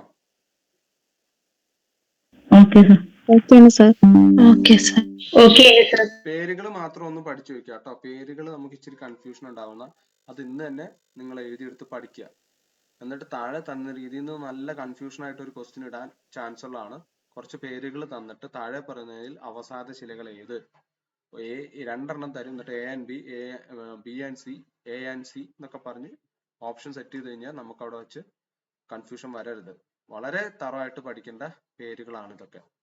ഇനി ഏറ്റവും അവസാനമാണ് എന്ത്, കായാന്തരിത ശിലകൾ അല്ലെങ്കിൽ മെറ്റാമോർഫിക് റോക്സ്. അപ്പൊ ഉയർന്ന മർദ്ദം മൂലമോ താപം മൂലമോ ശിലകൾ ഭൗതികമായിട്ടും രാസപരമായിട്ടും മാറ്റങ്ങൾക്ക് വിധേയമായാണ് കായാന്തരിത ശിലകൾ രൂപം കൊള്ളുന്നത്. എക്സാമ്പിൾ മാർബിളും സ്ലേറ്റും ആണ്. മാർബിളും സ്ലേറ്റും ആണ് എക്സാമ്പിൾ ആയിട്ട് രൂപം കൊള്ളുന്നത്. അപ്പോൾ ചുണ്ണാമ്പ് കല്ല് അല്ലെങ്കിൽ മണൽക്കല്ല്, ഇതിൽ നിന്നൊക്കെയാണ് എന്ത്, ഈ മാർബിളും സ്ലേറ്റും രൂപപ്പെടുന്നത്. കായാന്തരിത ശിലകളാണ് കേരളത്തിൽ എന്താണ് ഏറ്റവും കൂടുതൽ കാണപ്പെടുന്നത് ഓർത്ത് വെച്ചേക്കുക. കേരളത്തിൽ ഏറ്റവും കൂടുതൽ കാണപ്പെടുന്നത് ഏത് ടൈപ്പ് ശിലകളാണ്? കായാന്തരിത ശിലകളാണ്. അത് ക്ലിയർ ആണോ? ക്ലിയർ ആണ് സർ. ഇനി ഈ ശിലയുടെ ഒരു ശില സൈക്കിൾ, റോക്ക് സൈക്കിൾ എന്ന് പറഞ്ഞിട്ട് കാണിച്ചിട്ടുണ്ട്. അതൊന്നുമില്ല, കണ്ടോ ഇവിടെ കാണിച്ചേക്കണ റോക്ക് എന്ത് ചെയ്തു, ആദ്യം വോൾക്കാനിക് ഇറപ്ഷൻ നടന്നിട്ട് ഇഗ്നിയസ് റോക്സ് ആഗ്നേയ ശില രൂപപ്പെടുന്നു. തണുത്തുറഞ്ഞിട്ട് ആഗ്നേയ ശില ഉണ്ടാവുന്നു. അത് പൊടിഞ്ഞിട്ട് അടുക്കുകളായിട്ട് അവസാദ ശില, കണ്ടോ ലെയർ ലെയർ ആയിട്ട് അവസാദ ശില രൂപപ്പെടുന്നു. ഈ അവസാദ ശില പിന്നീട് എന്ത് ചെയ്യുന്നു, ഉയർന്ന താപത്തിലും മർദ്ദത്തിലും കിടന്നുകൊണ്ട് എന്തായിട്ട് പോകുന്നു, കായാന്തരിത ശിലയായിട്ട് മാറുന്നു. ഇത് വീണ്ടും ഉരുകിയിട്ട് ഇഗ്നിയസ് റോക്സ് ആയിട്ട് മാറും. ഇങ്ങനെ ഒരു സൈക്കിള് കംപ്ലീറ്റ് ചെയ്യുന്നു. പിന്നീട് അങ്ങോട്ടും ഇങ്ങോട്ടും എന്താണ്, നമ്മൾ ഈ റോക്ക് ഉരുകിയിട്ട് വീണ്ടും ലാവയായിട്ട് മാറുന്നുണ്ട്. അതുപോലെ തന്നെ ഉയർന്ന മർദ്ദത്തിലും താപത്തിലും ഈ ഇഗ്നിയസ് റോക്സ് കായാന്തരിത ശിലയായിട്ട് മാറുന്നുണ്ട്. ഓർത്തു വെച്ചേക്കുക. തിരിച്ചു ഇവയെല്ലാം അങ്ങോട്ടും ഇങ്ങോട്ടും പൊടിഞ്ഞും കൂടിച്ചേർന്നും ഒക്കെ ഉരുകിയിട്ടൊക്കെ ആയിട്ട് അങ്ങോട്ടും ഇങ്ങോട്ടും ഒക്കെ രൂപമാറ്റം സംഭവിക്കുന്നുണ്ട്. ഇതിനെയാണ് എന്ത്, ശിലാ സൈക്കിൾ അല്ലെങ്കിൽ റോക്ക് സൈക്കിൾ എന്ന് അറിയപ്പെടുന്നത്. ക്ലിയർ ആണോ?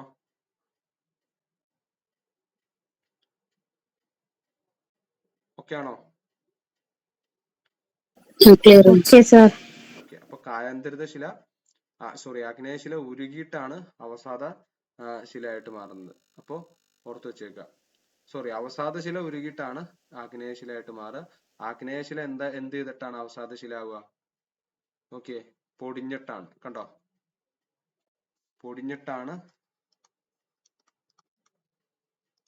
അവസാദ ശില ആയിട്ട് മാറുക. അതുപോലെ കായാന്തരിത ശില ആഗ്നേയ ശില എന്തായിട്ട് മാറും? കായാന്തരിത ശില എന്തായിട്ടാണ്, ഉരുകി ശിലാദ്രവമായിട്ടാണ് എന്തായിട്ട് മാറുന്നത്, ആഗ്നേയ ശിലയായിട്ട്. മറ്റേത് ഉയർന്ന താപത്തിലും ആഗ്നേയ ശില എങ്ങോട്ടാ കായാന്തരിത ശിലയായിട്ട് മാറുന്നത്, ഉയർന്ന താപം മർദ്ദം മൂലമാണ് കായാന്തരിത ശിലയായിട്ട് മാറുന്നത്. അതും ഒന്ന് ഓർത്തു വെച്ചേക്കുക. ഇത്തരത്തിലുള്ള ആ ഒരു റോക്ക് സൈക്കിൾ നിങ്ങളൊന്ന് ഓർത്ത് വെച്ചേക്കുക. നിങ്ങൾക്ക് അത് കാണുമ്പോൾ തന്നെ നിങ്ങൾക്ക് ഓപ്ഷനിൽ നിന്ന് മനസ്സിലാക്കാവുന്നുള്ള. ഇനി അടുത്താണ് എന്താ അപക്ഷയം. ഇത് ക്ലിയർ ആണല്ലോ? സർ ക്ലിയർ ആണ്.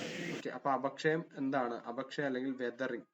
വിവിധതരം ശിലകളെ പറ്റി നിങ്ങൾ മനസ്സിലാക്കിയല്ലോ. അവ എന്താണ് കാലാന്തരത്തിൽ പല മാറ്റങ്ങൾക്ക് വിധേയമായിക്കൊണ്ടിരിക്കും. ഇത്തരത്തിൽ ശിലകൾ പൊടിയുകയോ വിഘടിക്കുകയോ ചെയ്യുന്ന പ്രക്രിയകളെയാണ് എന്ത്?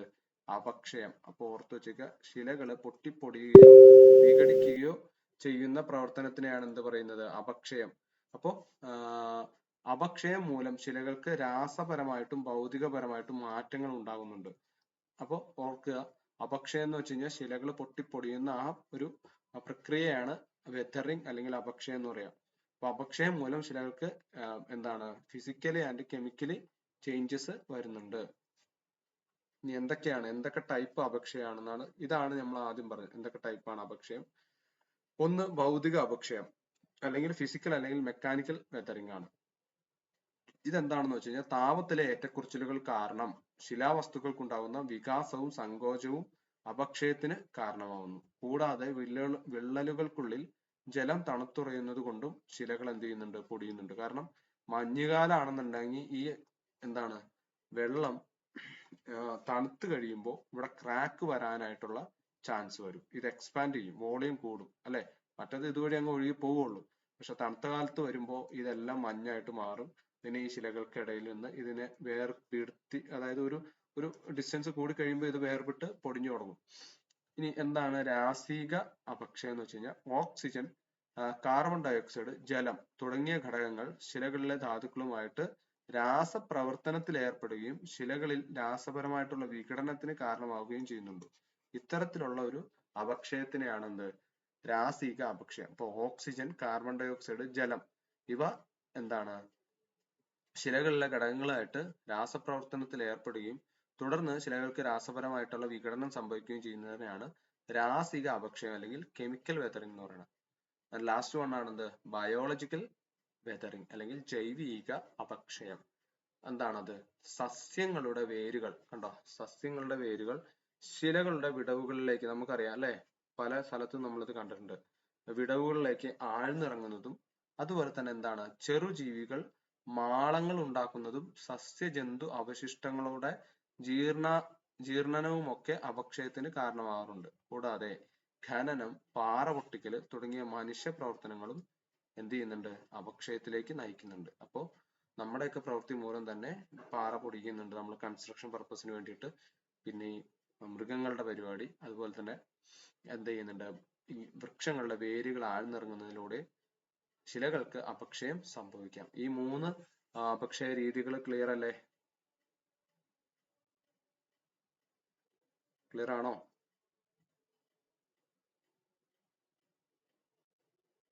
ആണോ? ക്ലിയർ ആണ് സർ, ക്ലിയർ ആണ്.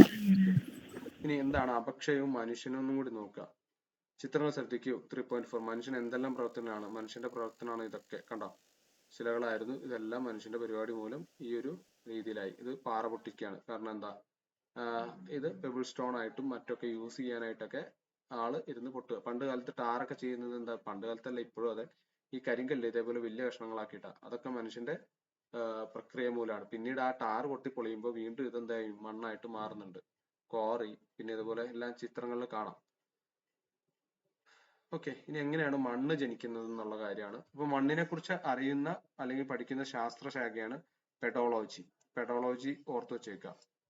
അപ്പൊ ഇതുമായിട്ട് ബന്ധപ്പെട്ട ശാസ്ത്രജ്ഞർ അറിയപ്പെടുന്നതാണ് എന്താ? പെഡോളജിസ്റ്റ്. പെഡോളജിസ്റ്റ് മനസ്സിലാണ്ടല്ലോ. One who study about soil ആണെന്ത്? പെഡോളജിസ്റ്റ്. സോയിൽ അല്ലെങ്കിൽ മണ്ണിനെ കുറിച്ചുള്ള പഠനമാണ് പെഡോളജി. അതും ചിലപ്പോൾ ചോദിക്കുക. ഇത്തരത്തിലുള്ള ബോക്സുകൾ നിങ്ങൾ ഒഴിവാക്കാണ്ടിരിക്കുക. ഇനി എങ്ങനെയാണ് മണ്ണ് ജനിക്കുന്നത് എന്നുള്ള ഒരു പ്രക്രിയയാണ് കാണിച്ചേക്കണേ. അപ്പോ എന്താണ് നിങ്ങൾക്ക് ഏറെ പരിചിതമായിട്ടുള്ള പ്രകൃതി വിഭവമാണുള്ള മണ്ണ്. മണ്ണ് എങ്ങനെയാണ് രൂപപ്പെടുന്നത്? അപക്ഷയ പ്രക്രിയയിലൂടെയാണ് എന്താ ശിലകൾ പൊടിഞ്ഞും ജൈവാവശിഷ്ടങ്ങൾ ജീർണിച്ചു ചേർന്നും ദീർഘകാലത്തെ പ്രക്രിയകൾ വഴിയാണ് ഇന്ന് കാണുന്ന മണ്ണ് രൂപം കൊള്ളുന്നത്. അപ്പൊ അറിയാം, ഒരിത്തിരി മണ്ണ് രൂപപ്പെടണമെങ്കിൽ എത്രയോ ലക്ഷക്കണക്കിന് കോടിക്കണക്കിന് വർഷങ്ങൾ കഴിയണം. ഒരു ഇഞ്ച് കനത്തിൽ മണ്ണ് രൂപപ്പെടാൻ 1000-ലധികം എന്ത് ചെയ്യണം വർഷങ്ങൾ വേണ്ടി വരും. അപ്പൊ ഓർക്കുക, ഒരു ഇഞ്ച് കനത്തിൽ മണ്ണ് രൂപപ്പെടണം എന്നുണ്ടെങ്കിൽ 1000-ലധികം വർഷങ്ങൾ വേണ്ടി വരും. അപ്പൊ നമ്മളൊന്ന് ആലോചിച്ച് നോക്കിയാൽ നമ്മൾ ഇന്ന് കാണുന്ന ഭൂമി എത്രയോ ലക്ഷക്കണക്കിന് വർഷങ്ങൾക്ക് കൊണ്ടാണ് ഇത് രൂപപ്പെട്ടതെന്ന് അറിയാം. അപ്പൊ മണ്ണിന്റെ രൂപീകരണത്തെ സ്വാധീനിക്കുന്ന ഘടകങ്ങൾ എന്തെല്ലാന്നൊക്കെ എഴുതി വെച്ചിട്ടുണ്ട്. മണ്ണ് ഒന്ന് കാലാവസ്ഥ, ഞാൻ പറഞ്ഞു ഹൈ ടെമ്പറേച്ചറും വലിയ റെയിനി സീസൺ ഒക്കെ ആണെന്നുണ്ടെങ്കിൽ പെട്ടെന്ന് ചൂടാവും, പെട്ടെന്ന് തണുക്കുകയും ചെയ്യുമ്പോൾ ഇതിൽ ക്രാക്ക് വരും. ആ ക്രാക്ക് വന്നതിന് ശേഷം ഇത് ചെറിയ ചെറിയ പീസുകളായിട്ട് മാറും. പിന്നീട് അതെന്ത് ചെയ്യും, അപരദന നിക്ഷേപണ പ്രവർത്തനങ്ങളുടെയാണ് മണ്ണായിട്ട് മാറുന്നത്. പിന്നെ ഭൂപ്രകൃതി, ടോപ്പോഗ്രഫിക്ക് അനുസരിച്ചും സോയില് ഉണ്ടാവാം. അതുപോലെ സസ്യങ്ങളും ജന്തുക്കളും സമയം, ഓരോ സമയം, അതായത് കൂടുതൽ നാള് എടുക്കും തോറും അതെന്ത് ചെയ്യും, ഈ പറഞ്ഞ കാര്യങ്ങളെല്ലാം നടക്കുകയും മണ്ണായിട്ട് മാറുകയും ചെയ്യും. ക്ലിയർ ആണോ?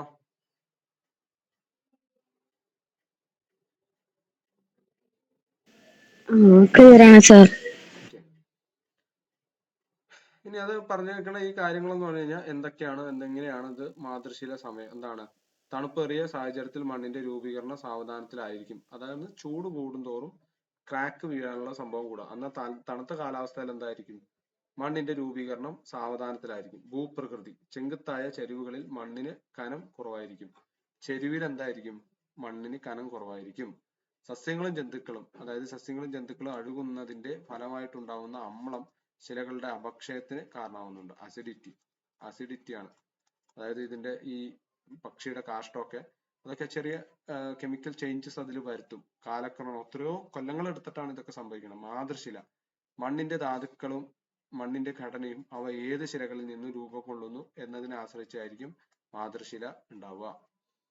ഇനി മാതൃശില എന്ന് പറയുമ്പോൾ നമ്മൾ എന്താണ്, ഇപ്പൊ താരതമ്യേന കട്ടി കുറവായിട്ടുള്ള ഒരു ശില പൊടിഞ്ഞ് മണ്ണായി മാറാൻ കുറച്ച് കാലം മതി. എന്നാൽ പാറ ഒക്കെ പോലെ ഉള്ള കരിങ്കല്ല് പോലത്തെ പാറകളൊക്കെ ആണെന്നുണ്ടെങ്കിൽ അത് പൊടിഞ്ഞിട്ട് പിന്നീട് മണ്ണായിട്ട് മാറാനായിട്ട് പിന്നെയും കുറെ വർഷങ്ങൾ കഴിയണം. സമയം അറിയാലോ, സമയം എടുക്കുന്തോറും നമുക്ക് മണ്ണിന്റെ പൂർത്തീകരണം നടന്നുള്ളൂ. അടുത്ത ഇനി മണ്ണിനങ്ങളാണ് മെയിനായിട്ട് വരുന്നത്. ഓക്കെ, മണ്ണ് ജീവന്റെ നിലനിൽപ്പിനാണ്.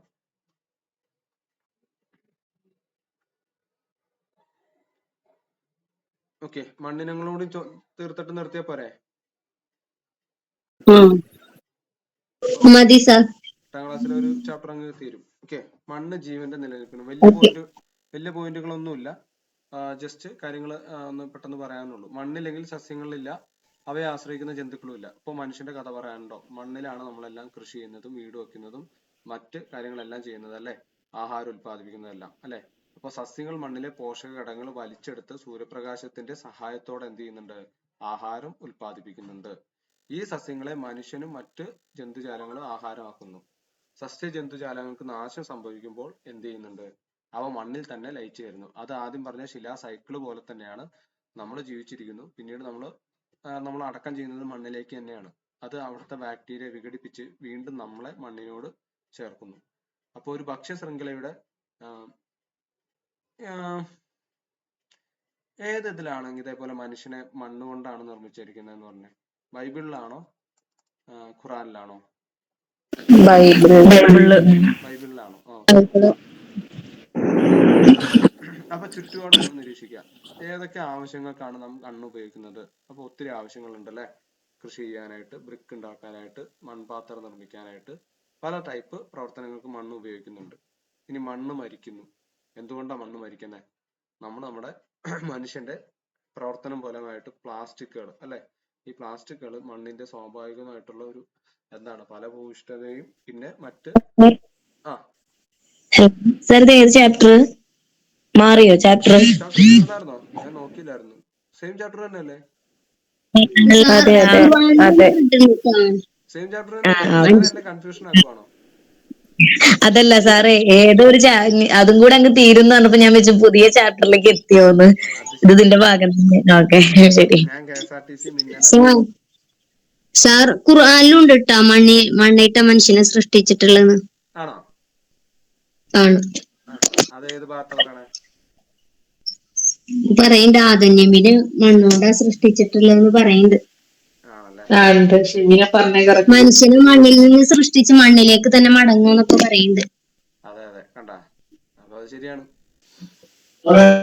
ഇനി മണ്ണ് മരിക്കുന്നു അല്ലെ? മണ്ണ് മരിക്കുന്നു എന്ന് പറഞ്ഞാൽ മനുഷ്യൻ മാത്രം മൂലമാണ് മണ്ണ് മരിക്കുന്നത്. കണ്ടോ, ഇല്ലാത്ത കാര്യങ്ങളൊന്നുമില്ല. വിഷമടിക്കുമ്പോൾ അതിലെ സ്വാഭാവികമായിട്ടുള്ള ജീവികളും ഈ വിഘടനത്തിന് മണ്ണിലേക്ക് ചത്തുപോകുന്നുണ്ട്. അതുപോലെ പ്ലാസ്റ്റിക്കുകൾ, അതിന്റെ അമിത ഉപയോഗം, അതുപോലെ തന്നെ എന്തുണ്ട്, ജന്തുക്കള് കണ്ടോ, ജന്തുക്കൾക്കും ഈ പറഞ്ഞ പോലെ മണ്ണില്ലെങ്കിൽ ജീവിക്കാനായിട്ടുള്ള ഒരു കാര്യം ഉണ്ടാവില്ല. പിന്നെ ഖനനം, മറ്റ് വസ്തുക്കളൊക്കെ മണ്ണിനെ നശിപ്പിച്ചുകൊണ്ടിരിക്കുകയാണ്. അപ്പൊ എന്തൊക്കെയാണ്, പ്രകൃതിയിൽ ജൈവപരമായിട്ടുള്ള ജീർണന പ്രക്രിയക്ക് വിധേയമാകാത്ത പ്ലാസ്റ്റിക് പോലുള്ളവ മണ്ണിന്റെ മലിനീകരണത്തിന് കാരണമാവുന്നുണ്ട്. ഇനി മണ്ണിന്റെ ഘടനയെ തന്നെ മാറ്റിമറിക്കുന്ന അമിത രാസവളങ്ങൾ കാണിക്കുന്നു, രാസവള പ്രയോഗങ്ങൾ.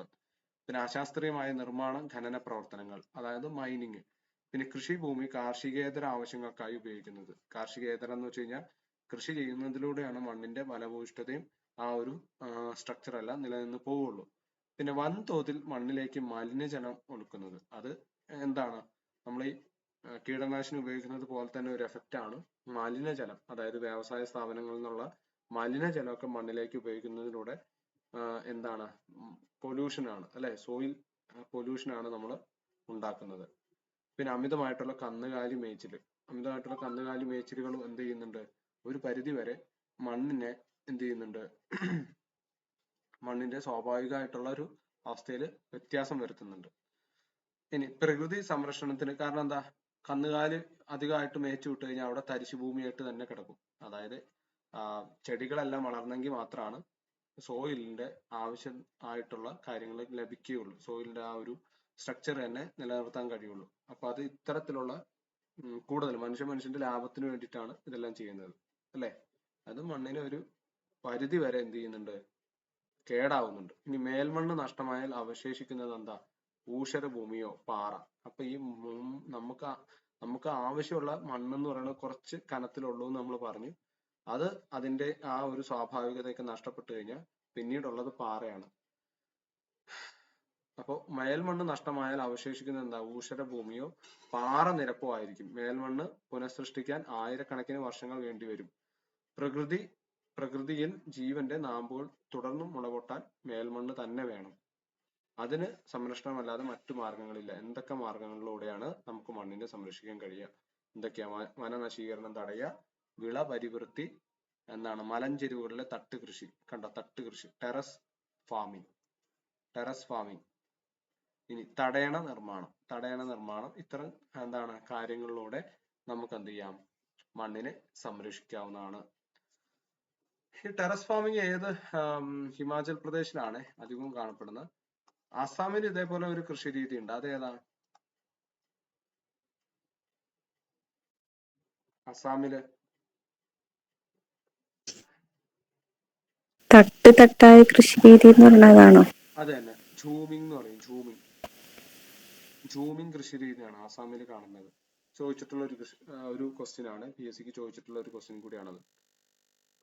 അപ്പൊ ഏകദേശം നമ്മുടെ ചാപ്റ്റർ കഴിഞ്ഞു. ഇനി എന്താണ്, വേൾഡ് സോയിൽ ഡേ ആയിട്ട് എന്താണ് ആചരിക്കുന്നത്? ഡിസംബർ 15. ഓർത്ത് വെച്ചേക്കുക, ഇതും ചോദിക്കാൻ ചാൻസ് ഉണ്ട്. വേൾഡ് സോയിൽ ഡേ ആയിട്ട് ആചരിക്കുന്നത് ഡിസംബർ 15 ആണ്. International year of soil. December 5 15? December 15 soil day, world soil day. 5 sir, 5 ഇതില് 15 കൊടുത്തേക്കണേ. SCRT ആണല്ലോ. ഡിസംബർ 5 എന്നാണ് സാധാരണ ഇതുവരെ കേട്ടിട്ടുള്ളത്. എന്റെ കയ്യിലുള്ള ബുക്കിലും ഡിസംബർ 5 ഞാൻ എന്റെ കയ്യിലുള്ള ബുക്കിലും 5 തന്നെയാ സാറേ. SCRT തെറ്റ് പറ്റിയതാണോ? ഗൂഗിൾ ചെയ്ത് നോക്കേണ്ടി വരും. ഓക്കെ, നോക്കാം, നമുക്ക് ഒന്നുകൂടെ കറക്റ്റ് ചെയ്യാം. ഓക്കെ, അപ്പൊ ഇത്രേ ഉള്ളൂ. അപ്പൊ ഒരു ചാപ്റ്റർ നമ്മൾ തീർത്തിട്ടുണ്ട്. എന്തെങ്കിലും ഡൗട്ടോ കാര്യങ്ങളോ ഉണ്ടോ ആർക്കെങ്കിലും? സാർ ഗൂഗിൾ ചെയ്ത് നോക്കി, ഡിസംബർ 5 തന്നെയാ. ആണല്ലേ? അപ്പൊ നമുക്കത് തിരുത്തണം. അപ്പൊ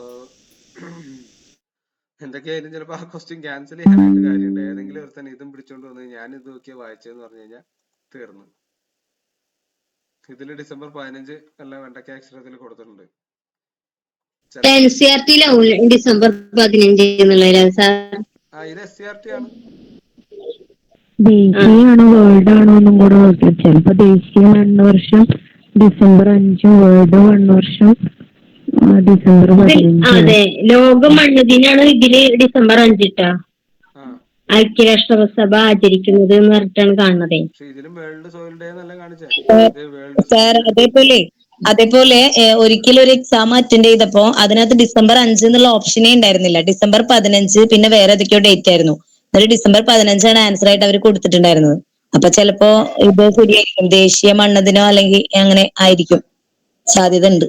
അപ്പൊ അത് ഇതാണ് കണ്ട SCRT നമ്മളത് നോക്കുക. SCRT വായിച്ചു പോയില്ലായിരുന്നെങ്കിൽ വായിച്ചു പോയതിന് ചിലപ്പോൾ December 15 എഴുതിയവന് മാർക്ക് ഉണ്ടായിരിക്കും. നമ്മളത് നോക്കണം എന്ന് പറയണത് അതുകൊണ്ടാണ്. ഓക്കെ, അപ്പൊ നമുക്ക് വൈൻഡപ്പ് ചെയ്യാം. സാറ് നാളെ എക്സാം ഉണ്ട്. Okay sir. ആദ്യ അപ്പൊ നിങ്ങളുടെ കഴിഞ്ഞില്ലായിരുന്നോ? ഏയ് ഇല്ല, നാളെ ലാസ്റ്റ് സ്റ്റേജ്. പോയിട്ട് അടിപൊളിയായിട്ട് എഴുതിക്കോ. നമ്മുടെ യൂണിവേഴ്സിറ്റി മെയിൻസിന് മുമ്പുള്ള ഒരു എന്താണ് ട്രയല്. അതെ, റിഹേഴ്സൽ ആയിട്ട് കൂട്ടിയാൽ കാണുന്ന അടിച്ച് ഒരു 75+ അടിക്കുക കേട്ടാ. ശരി സാർ, അപ്പോ താങ്ക്സ്.